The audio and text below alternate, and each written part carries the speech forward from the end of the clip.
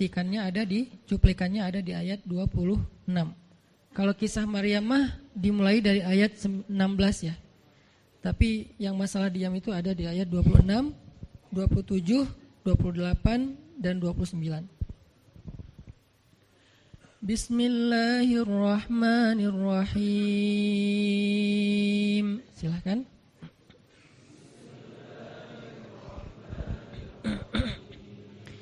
Fakuli washrabi wa qarri 'aina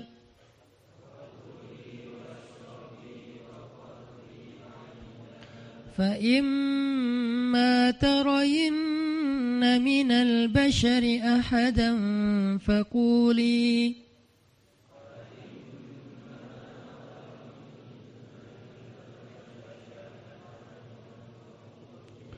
فقولي إني نذرت للرحمن صوما فلن أكلم اليوم إنسيا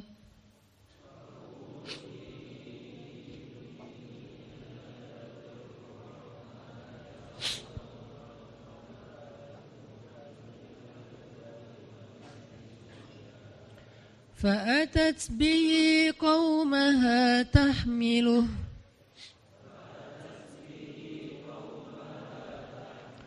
قالوا يا مريم لقد جئت شيئا فريا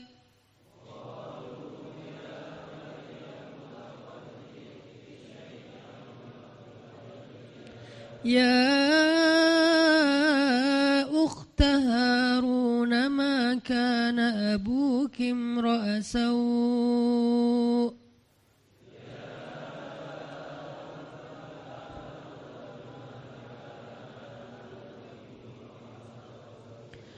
ما كان أبوك امرأ سوء وما كانت أمك بغيا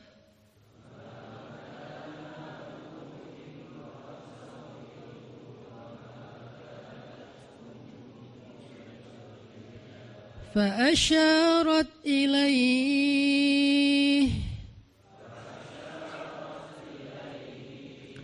قالوا كيف نكلم من كان في المهد صبيا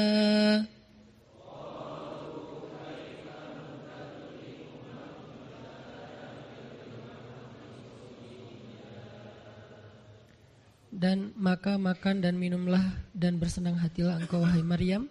Dan jika engkau bertemu dengan seseorang, katakanlah sesungguhnya saya telah berazam untuk berpuasa pada hari ini dan saya tidak akan berbicara dengan manusia pada hari ini. Lalu Maryam pun datang kepada kaumnya sambil menggendong bayinya. Kaumnya berkata, wahai Maryam, engkau datang kepada kami dengan membawa kalau bahasa kita itu pembawa apa istilahnya? Sial. Apa ya? Dengan membawa keburukan. Jadi kayak dianggap pembawa kesialan. Wahai saudari Harun, sesungguhnya ayahmu bukanlah seorang yang nista ataupun pendosa dan begitu juga dengan ibumu bukanlah perempuan yang hina. Lalu Maryam memberi isyarat, fa'asyarat ilaih, memberi isyarat dengan menunjuk ke arah bayinya. Lalu mereka berkata, bagaimana kami akan berbicara dengan seorang bayi yang masih digendong oleh ibunya, maksudnya masih terlalu kecil. Ini adalah cuplikan adegan Maryam ketika baru pulang kampung. Jadi ceritanya di ayat sebelumnya, ketika kandungan Maryam semakin besar dan enggak bisa disembunyikan dari penglihatan manusia, Maryam pun pergi menjauh ke sebuah tempat yang tidak ada siapa-siapa. Fahamalathu fantabazat bihi makanan qasiyya. Dia menjauh, mengucilkan diri ke tempat yang enggak dilihat oleh siapa-siapa sampai melahirkan. Jadi kurang lebih sekitar 3 bulan 4 bulan Maryam enggak ada di Al-Quds, enggak ada di di Masjidil Aqsa dan sekitarnya. Dia pergi mengasingkan dirinya supaya tidak ada yang menghujat Maryam karena ngelihat perutnya sudah semakin besar dan dia enggak punya suami. Setelah melahirkan, akhirnya Allah perintahkan Maryam untuk pulang. Setelah Allah ngasih makan, minum dan kebahagiaan buat Maryam, fakuli washrobi wa qarri aina, dengan adegan korma yang menjatuhkan buah-buah rutop dan seterusnya, pulanglah Maryam. Nah, Maryam tahu ketika dia pulang dengan membawa bayi, dia pasti akan dihujat, dicela, dicaci maki, dibully oleh kaumnya. Lalu Allah memberi kepada Maryam bekal. Gimana cara ngadepin yang kayak gitu-gitu?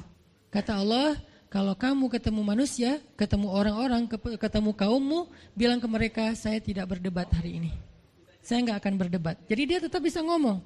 Tapi dia bilang, saya nggak akan berdebat. Saya nggak akan bicara dengan siapapun hari ini, karena saya sudah bernazar untuk diam. Bilang kayak gitu kepada kaummu. Maka fa'atat bihi qaumaha tahmiluh. Maka datanglah Maryam kepada Al-Quds, kepada kota Al-Quds dengan membawa bayinya yang digendong. Datang. Baru dari ujung kota kelihatan Maryam, muncullah orang-orang Bani Israel semuanya rame di pasar-pasar mereka, semuanya menghadang Maryam. Maryam tiba-tiba dihadang di gerbang kota Al-Quds. Gak boleh masuk kota Al-Quds.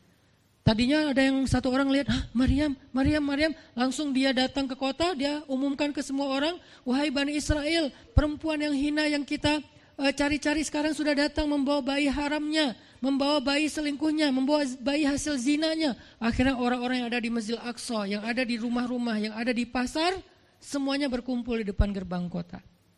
Menghalang Maryam masuk. Kebayang gak perasaan Maryam? Padahal dia itu lahir di situ, dia beribadah di situ, ayahnya orang situ, ulama pula, pamannya Nabi pula di situ, tapi dia sekarang dihadang oleh semua penduduk Al-Aqsa, penduduk Al-Quds, Bani Israel. Ketika Maryam mendekat, mereka mengatakan, ya Maryam, laqad ji'ti syai'an fariya. Ini bahasa Al-Quran. Kalau aslinya lebih tercela daripada ini, karena ini bahasa Al-Quran yang tinggi, Allah menggunakan bahasa simbolik saja. Yang terjadi, mereka mencela Maryam. Mereka bilang, Maryam kamu pembawa sial, Maryam kamu perempuan hina, Maryam kamu tukang zina, Maryam kamu selingkuh, Maryam kamu ternyata pelakor, segala macam. Kebayang gak seorang perempuan yang mulia dituduh dengan kata-kata kayak gini? Sedih, pengen jawab, pengen bilang, saya ini gak pernah berbuat dosa, ini nih Allah yang ngasih kepada saya gak punya suami, dan saya diberikan anak yang suci dan segala macam. Enggak. Tanya kepada Zakaria kalau nggak percaya, saya punya buktinya segala macam, nggak usah, diam aja. Maryam bisa ngomong kalau mau. Maryam by the way adalah perempuan secerdas Sayyidah Aisyah. Dia itu kayak Aisyah cerdasnya, kayak Khadijah bijaksananya, kayak Fatimah lembutnya, kayak Asia sabarnya. Maryam itu istimewa. Sampai sebagian ulama mengatakan Maryam satu-satunya nabi dari perempuan, satu-satunya nabi dari golongan perempuan. Sebagian kecil ulama ada yang menyebutkan demikian. Sehingga mereka menyebut Maryam alaihassalam. Saking Maryam ini keren banget, istimewa banget. Tapi jumhur ulama sejarah mengatakan Maryam bukan nabi, tapi dia perempuan solehah, orang soleh, bahkan satu dari 4 perempuan sempurna di muka bumi, dan tidak ada yang kelima. Cuman ada 4. Kamula minar rijali katsir, kata Nabi. Laki-laki yang sempurna itu banyak, yaitu para rasul dan para nabi. Walam yakmul minan nisa illa arba'ah. Tidak ada perempuan yang sempurna kecuali 4. Asiyah istri Fir'aun, kemudian Maryam anaknya Imran, kemudian Khadijah istri Rasulullah, dan Fatimah bintu Rasulullah. Artinya Maryam ini istimewa banget. Dia kalau mau argumen, dalilnya lebih banyak daripada para rabi-rabi Yahudi yang ada di situ. Karena ketika Maryam dulu berkhidmat di Masjid Al-Aqsa, Maryam itu nggak belajar seperti yang lain-lain. Karena kan dulu orang Bani Israel itu paling anti sama cewek ya. Buat mereka perempuan itu kasta kedua. Seolah-olah perempuan itu nggak punya hak yang sama dengan laki-laki.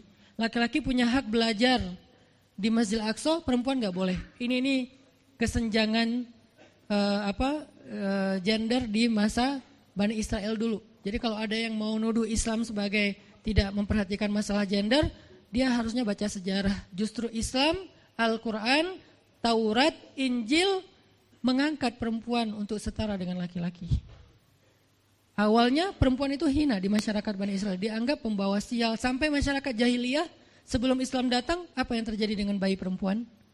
Dibenamkan dalam pasir hidup-hidup, dibunuh, dilempar dari bukit supaya mati langsung seketika. Kenapa? Termasuk Umar pernah membunuh bayi perempuan. Umar radhiyallahu an. Kenapa dia sedih banget karena dia ingat masa lalu ketika dia pernah membunuh bayi perempuan. Kenapa mereka membunuh bayi perempuan? Karena dianggap perempuan ini membawa sial. Tapi datang Islam mengubah tradisi itu. Mengubah persepsi publik. Yang tadinya perempuan dianggap hina, dalam Islam dikatakan surga ada di bawah telapak kaki ibu. Muncul harga diri perempuan naik. Apalagi sebaik-baik kalian yang paling baik untuk istrinya dan aku yang paling baik untuk istriku di antara kalian. Muncul lagi hadis kalau seandainya laki-laki mau bersabar terhadap istrinya maka harusnya dia bersabar 70 kali sehari kalau dia disakiti oleh istrinya. Yang ke 71 baru dia boleh marah. 70 belum boleh marah. Jadi perempuan, ibu-ibu, istri kalau mau bikin suaminya sebel sampai 69. Atau 70 boleh lah. Tapi yang ke 71, nah ini udah layak dimarahin. Tapi kan gak pernah ada sampai 70 kan. Paling juga 10%-nya lah, 7 kali sehari. Dan itu istiqomah setiap hari. Hari ini kok kamu gini lagi sih, kemarin udah beda hari. Jadi beda hitungannya, 0 lagi mulai dari awal. Tapi nanti ada hadis penyeimbang. Nabi itu kan bijaksana banget. Yang diajarin bukan cewek doang, cowok juga diajarin. Ketika hadisnya supaya memuliakan perempuan ada, nanti ada lagi hadis laki-laki. Seandainya seorang perempuan menjilat luka dan darah dan nanah di tubuh suaminya, itu belum bisa membayar satu saja kebaikan suami kepada dia. Jadi menjilat lukanya aja belum bisa bayar kebaikan, terus ngapain marah-marah coba. Sehingga dua-duanya ada nasihat untuk suami. Kalau istrinya lagi ngambek, namanya juga lagi sedih, ya udah kamu sabar aja 70 kali. Untuk istri, jangan ngambek karena kalau kalian berbuat baik aja belum bisa bayar kebaikan mereka. Terus gimana dong Ustadz? Ya udah, sekarang solusinya adalah sama-sama mengambil sisi baiknya. Kayak gitu nasihat Nabi. Makanya saya agak kurang setuju kalau khutbah Jumat itu memakai hadis menjilat darah dan nanah. Karena yang dengar suami. Wah bener nih khutbah Jumat, saya senang banget khutbah Jumat hari ini. Pulang-pulang, mah tadi khutbah Jumat keren banget. Nih mah, kebenaran aku catat. Nih mah, gak bisa. Kalau khutbah Jumat, pakailah hadis sabar 70 kali. Menasihati suami. Kalau majelis taklimnya ibu-ibu, masalah tadi, seandainya saya boleh menyuruh manusia sujud kepada manusia, saya suruh sujud istri kepada suami. Masing-masing ada hadisnya, jangan disilang. Ini gak bijak dalam ceramah, karena harusnya memberi nasihat yang bisa memperbaiki, bukan menambah tuntutan baru. Wah benar nih kalau suami saya dengar, harusnya suami saya datang, Ustadz boleh enggak acara selamatan di rumah saya nanti temanya ini gitu. Kalau perlu ngundang Ustadz yang dia kenal, request dulu untuk ngemojokin pasangan, ini enggak bijak. Balik lagi ke cerita tadi, Maryam tuh pintar banget, cerdas banget. Dari kecil dia udah hafal Taurat. Ibarat anak sekarang hafal Quran. Dan lebih sulit ngafal Taurat daripada Quran. Kenapa? Karena bahasa Al-Quran itu sastra banget. Jadi ngafalnya itu kayak ngafal syair. Itu aja udah susah kan? Kebayang gak ngafal Taurat? Lebih sulit lagi tuh. Dan Maryam dari usia di bawah 5 tahun udah khatam Taurat. Udah tahu tafsir Taurat. Usia 7 tahun. Bahkan saking keren dan pinternya Maryam, kadang-kadang ketika Maryam ngobrolin tentang Taurat sama Zakaria, itu Zakaria sampai geleng-geleng kepala. Maryam, gitu maksudnya? Sampai nanya ke Maryam. Gitu maksudnya. Maryam ngomongnya ke Zakaria udah kayak ngajar gitu. Saking pinternya Maryam. Jadi hadis-hadis Zakaria Maryam hafal. Kan para anbiya itu punya hadis kan. Hadis Zakaria dihafal oleh Maryam. Tauratnya Musa dihafal oleh Maryam. Kebijaksanaan para nabi dihafal oleh Maryam. Dia dari usia 10 tahun itu udah jadi ulama besar Maryam. Artinya kalau misalnya orang mau berargumen dengan Maryam, dia punya banyak bahan. Dia punya banyak narasi. Dia lagian Maryam itu pintar ngomong. Tapi Maryam diam. Jadi kalau kita ngerasa pintar ngomong, pintar komen, pintar apa, tetap aja kita punya alasan harusnya kita diam. Karena Maryam yang lebih daripada kita ternyata juga diam. Akhirnya Maryam diam. Dikatakan ya ukhta Harun. Diingatkan lagi dengan kemuliaan keluarga Imran. Ya ukhta Harun ma'akana abuki mra'asau. Wa ma kanat ummuki baghiya. Ayah kamu itu Imran loh Maryam, kamu enggak malu punya bayi di luar pernikahan sementara keluarga kalian itu keluarga baik-baik. Apa kamu tega menyakiti ayahmu, mencoreng nama besar dan nama baik keluarga besarmu dan seterusnya. Maryam makin luar biasa panas banget, sedih banget. Dan Maryam itu yang lebih berat lagi teman-teman. Mungkin kalau kita digituin agak kebal ya. Terutama cowok lah. Cowok kalau digituin agak kebal karena emang kurang berperasaan sih kalau cowok ya. Coba lihat dari angle cewek. Cewek itu lebih peka loh dari kita. Kita mah mungkin lebih mudah lah diam. Diomelin, diam aja. Karena kita kan orangnya agak santuy gitu kan. Kalau cewek itu gak bisa gitu. Makanya lihat angle ini dari angle cewek. Kalau tadi Zakaria, sekarang Maryam. Dan Maryam lebih peka daripada semua cewek yang ada di muka bumi. Lebih perasa lagi daripada perempuan yang ada di muka bumi. Sangat-sangat pemalu. Saking pemalunya, ketemu cowok keren, ta'awuz coba. Cewek itu perasaannya lebih dalam daripada kita. Jadi kalau misalnya cewek-cewek, Maryam tuh gak punya, ketemu cowok keren aja dia ta'awuz. Siapa cowok keren yang ditemui Maryam? Jibril. Gabriel loh yang ditemuin. Dan waktu itu Jibril menjelma. Apa? Fatamassala laha basyaran sawiyya. Jibril menjelma sebagai basyaran sawiyya. Allah yang ngomong tuh, cowok keren. Allah yang bilang keren. Kalau kita merasa udah paling keren, menurut Allah biasa-biasa aja. Karena Allah pernah menciptakan Yusuf, Allah pernah menciptakan Muhammad, Allah pernah menciptakan Yahya. Kita merasa paling keren, Allah pernah menciptakan Sarah, perempuan paling keren juga, Aisyah, Fatimah. Jadi buat kita kayak udah kegeeran paling keren se-Bandung gitu kan ya. Menurut Allah mah biasa. Kalau Jibril, Allah sendiri yang bilang dia tuh emang keren. Jibril emang bukan malaikat, tapi kalau ketemu manusia, kecuali para nabi, Jibril itu menjelma sebagai manusia. Supaya tidak terlihat wujud aslinya. Karena gak kuat orang ngelihat wujud aslinya Jibril. Nabi Muhammad aja pertama ngelihat Jibril dengan wujud aslinya pas di Gua Hira itu lari tuh. Takut, saking ngerinya Jibril tuh. Jangankan manusia, malaikat aja segan sama Jibril. Jibril lewat, malaikat gak berani malaikat. Kenapa saya bilang kok disegani? Allah yang bilang di Al-Quran, dia itu malaikat yang disegani. Dzu mirratin. Dzu mirrah kalau bahasa kita, malaikat yang sangat berwibawa. Sehingga di antara malaikat aja gak ada yang sembarangan bicara sama Jibril. Mau bicara sama Jibril kayak, aduh segan, malu, gitu malaikat. Cuman gak pakai, itu mah Sunda ya.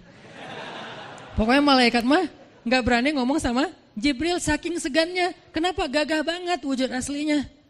Ketika dia membentangkan sayapnya, itu sayap menutupi timur dan barat. Jadi matahari, bulan, bintang udah gak kelihatan. Yang kelihatan cuma Jibril dengan keagungannya. Itu belum Allah ya, baru ciptaan Allah. Jibril, salah satu makhluk Allah yang paling agung. Sehingga saking kerennya Jibril, Allah gak menyebutnya dengan nama malaikat. Padahal golongannya malaikat, tapi Allah menyebutnya dengan Ruhul Quds, Roh Kudus, yaitu Jibril. Nah ketika ketemu dengan Maryam, Jibril bermisal itu menjelma sebagai basyaran sawiyah, cowok keren banget. Saking kerennya Jibril, Umar aja terkesima ngeliat Jibril. Pernah Jibril datang ngajarin iman, Islam, ihsan kepada Nabi Muhammad, dan Umar ngeliat Jibril terkesima, gak bisa ngomong, diam aja. Benar-benar speechless banget nih Umar. Jibril udah pulang, baru Nabi nanya, Umar tahu gak itu siapa? Hah, apa Rasul? Gitu. Saking masih kayak terkesima. Apa Rasul? Tahu gak barusan siapa? Siapa ya Rasulullah? Saya gak kenal orang itu, kok keren banget. Kata Rasul, itulah Jibril. Masya Allah, itu Jibril? Ya Alhamdulillah bisa ngeliat Jibril langsung, tahu gitu tadi. Gitu ya. Kalau bahasa kita mah udah langsung pengen foto-foto kan sama Jibril. Kebayang gak cowok sekarang lihat Jibril? Baru lihat apa? Artis Korea aja kita udah kayak gimana kan, BTS atau apa, udah segala macam, udah guling-guling, udah gigit jari, baru BTS doang. Kadang-kadang nggak ngeliat BTS langsung, cuma lihat di TV doang, udah aku nggak bisa gini, aku nggak bisa gitu kan ya. Belum ketemu Jibril loh, jadi nggak ada lah artis sekeren Jibril. Baru Yusuf aja udah pada ngiris tangan, belum malaikat. Sampai ketika cewek-cewek ketemu Yusuf, mereka bilang apa? Ini bukan manusia, ini malaikat. Jadi gantengnya Yusuf itu bukan ganteng-ganteng apa? Itulah. Ganteng kok hewan gitu kan. Ini ganteng-ganteng malaikat. Belum ada tuh film atau sinetron itu. Yusuf itu ganteng-ganteng ganteng-gantengnya tuh malaikat. Levelnya tuh level malaikat. Jadi kalau ada Jibril, ada Yusuf kayak, nih yang mana Yusuf, mana Jibril ya? Keren dua-duanya. Nah Jibril datang ketemu Maryam bukan di atas panggung rame-rame. Berdua coba, intimate banget kan. Kalau di atas panggung teriak-teriak gak keren lah, biasa aja. Ini tuh berdua, private banget. Di satu ruang kecil, berdua gak ada yang tahu. Tiba-tiba Jibril berdiri di depan Maryam, senyum dengan khas senyumnya malaikat yang mematikan gitu. Maryam pas buka mata lagi zikir ngelihat Jibril depan matanya keren banget. Langsung Maryam bilang apa? A'udzubillah. Cie. Wibawa banget kan Maryam? A'udzubirrahmani minka in kunta taqiyya. Jadi emang elegan sih orang-orang soleh itu. Dia langsung nunduk, dia bilang A'udzubirrahmani minka in kunta taqiyya. Aku berlindung kepada Allah yang Maha Rahman. Kenapa ngomongnya Rahman? Karena keren. Kalau enggak keren, a'udzubillah. Karena keren, a'udzubirrahman. Tapi masih ta'awuz, cuman pakainya Rahman. Karena Allah tuh Maha Pengasih yang udah bikin kamu tuh keren. Diksinya luar biasa ya. Maryam gak bilang, a'udzubillahi minasyaitonirrajim. Enggak, ini enggak layak dibilang syaitan, ini terlalu keren. Jadi gak bisa a'udzubillah, a'udzubirrahman. Berarti Maryam itu pinter. Sampai dia bisa memilih diksi Asmaullahil Husna. Dia nggak pakai diksi Allah, dia pakai diksi Ar-Rahman. Karena yang datang itu wajahnya tuh wajah orang baik, tapi keren. Akhirnya, a'udzubirrahmani minka in kunta taqiyya, kata Maryam. Jibril juga elegan, paham maksud Maryam. Maksudnya, kamu siapa? Itu pertanyaannya. Maryam nggak nanya, kamu siapa ya? Enggak gitu. Kan kayak culun-culun kayak caper gitu kan. Kamu siapa ya? Aku ada salah sama kamu. Enggak gitu sih Maryam ngomongnya. Saking elegannya Maryam, dia nanya kamu siapa tapi pakai kalimat zikir. Keren gak sih? Kita kadang-kadang zikir a'udzubirrahmani minka in kunta taqiyya. Artinya apa Mbak? Sama-sama gak elegan ya. Kalau Maryam sama Jibril dua-duanya elegan. Bahasa orang elegan itu emang banyak kode sih. Jadi kita mah yang polos-polos kayak gini, yang remeh-remeh rempeyek gak jelas gini, ya nggak akan paham kalau nggak baca tafsir. Makanya kalau mau theater of mind, baca Quran itu pakai tafsir, pakai kisah, baru kita ngerti kondisinya. Oh gitu banget ya, dahsyat banget ya kejadian waktu itu. Jibril datang dengan wujud yang kerennya. Maryam pengen nanya, kamu siapa? Kok tiba-tiba masuk ruangan saya? Tapi bahasanya a'udzubirrahmani minka in kunta taqiyya. Aku berlindung kepada Allah yang Maha Baik darimu kalau kamu takut kepada Allah. Maksudnya kamu siapa? Takut gak kamu sama Allah? Baru Jibril mengatakan, saya adalah utusan Allah, berarti malaikat, untuk memberi kabar kepadamu kalau kamu akan punya anak. Baru Maryam melihat, gimana saya punya anak? Ya udah ada obrolan nih. Dan mereka udah biasa aja, oh Jibril saya kira siapa? Udahlah gak mungkin. Artinya udah kayak gitu nih kesolehan Maryam. Artinya Maryam itu orang yang sangat peka banget, perasaannya dalam banget. Terus nanti ketika Maryam melahirkan anak, tahu gak kata-kata Maryam apa? Ya laitani mittu qabla hadha wa kuntu nasyam mansiya. Saat Maryam merasakan sakitnya kontraksi, mau melahirkan Isa, Maryam itu sambil kontraksi sambil bilang, ya laitani mittu qabla hadha wa kuntu nasyan mansiya. Aduhai seandainya saya mati aja sebelum kejadian ini dan saya dilupakan oleh manusia seolah-olah saya tidak pernah ada. Kenapa Maryam ngomong kayak gini? Maryam ngebayangin betapa malunya dia nanti kalau harus membawa bayinya ketemu Bani Israel yang pada bawel. Bani Israel itu terkenal kaum yang paling bawel. Bawelnya banget. Kalau kita baca Al-Baqarah itu isinya kebawelan Bani Israel. Kata Nabi Musa, sembelihlah Al-Baqarah. Al-Baqarah itu kan banyak, yang warna apa? Cari yang warnanya bersih. Yang bersih kan juga ada belang-belangnya gak dikit. Terus yang beratnya berapa kilo, yang dari mana, dari Bali atau NTB atau dari mana, bawel banget. Udahlah cari aja seekor sapi, sembelih beres. Tapi nanya lagi, bertele-tele. Itulah Bani Israel. Dan Maryam tahu banget karakter kaumnya. Jangankan dengan fitnah kayak gini nih, ketemu Nabi yang udah menyampaikan hal yang benar aja, itu di debatnya tuh habis-habisan. Apalagi dengan kondisi Maryam. Makanya Maryam takut banget, dia nggak kuat menanggung malu. Kalau kita mungkin masih kuat lah nanggung malu. Kadang-kadang malah malu-maluin gitu kan. Kalau Maryam gak kuat nanggung malu. Berarti orang yang seperti ini harusnya kan berat banget untuk diam kan. Gak akan kuat diam. Harusnya dia ngomong gitu. Dia belain diri. Tapi Maryam itu sisi lainnya adalah perempuan yang mukminah, siddiqah, sangat yakin sama Allah. Allah suruh diam, ya udah diam. Gimana pun dihujat, diam. Kata Allah diam. Ya Allah mereka bilang saya itu berzina, diam. Ya Allah bilang ini anak haram, ini anak saya nih, anak yang mulia. Anak yang satu-satunya ketika lahir gak disentuh setan di antara manusia loh. Satu-satunya manusia ketika lahir gak disentuh setan. Nabi Muhammad setannya malah diislamkan. Beda, kerannya itu beda. Kalau Isa nggak disentuh setan. Kalau Nabi Muhammad setannya malah masuk Islam. Masing-masing punya keistimewaan lah. Tapi satu-satunya manusia yang lahir nggak disentuh setan, cuman Isa. Kita semuanya pernah disentuh. Lahir langsung. Apa sih lo datang-datang ke dunia nggak nama-namain kerjaan gua gitu kan. Kita nih orang biasa, jadi pas lahir tuh udah ada langsung setan bisik-bisik, yuwas wisufi sudurinas, makanya disuruh azan kan, karena kenapa? Biar nggak dibisikin sama setan. Dan kalau bisa suara azan kita harus lebih lembut daripada suara setan, karena setan juga kayak nge-tricky gitu. Saya ibu kamu, anak bayi dinina bobokan sama setan, hiduplah iblis gitu-gitu kan. Jadi kayak di dokter nama setan, iblis itu keren, iblis itu soleh, iblis itu baik. Tapi pakai bahasa nasyid.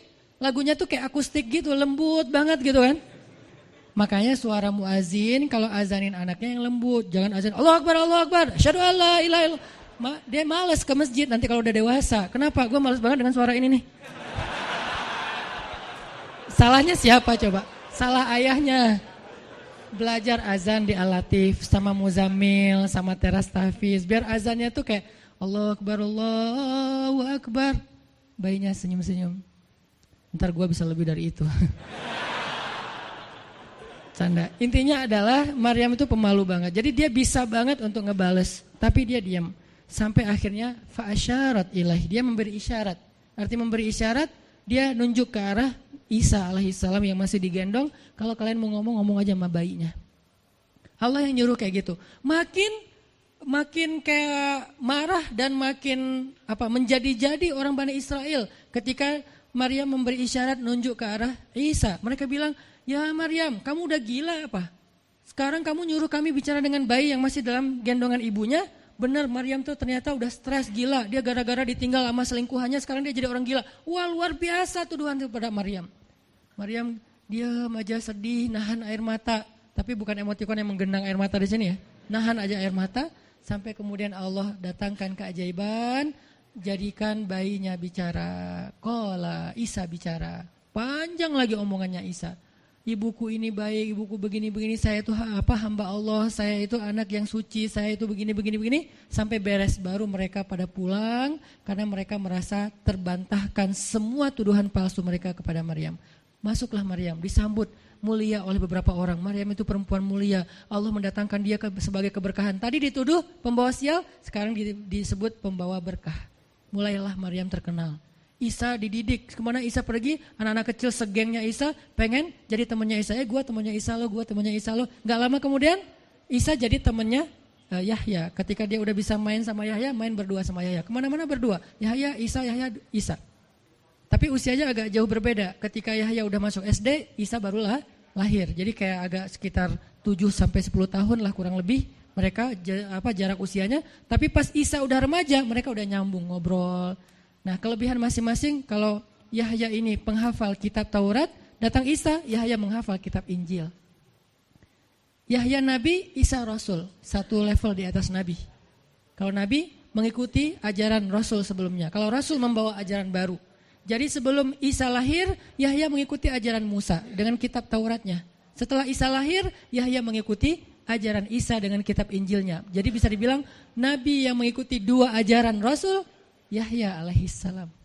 Dia menghafal dua kitab suci sekaligus, Taurat dan Injil. Perempuan Maryam radhiyallahu anha, dia menghafal kitab Taurat dan Injil dari anaknya sendiri. Inilah kisah Maryam yang mendapatkan keajaiban dengan cara diam.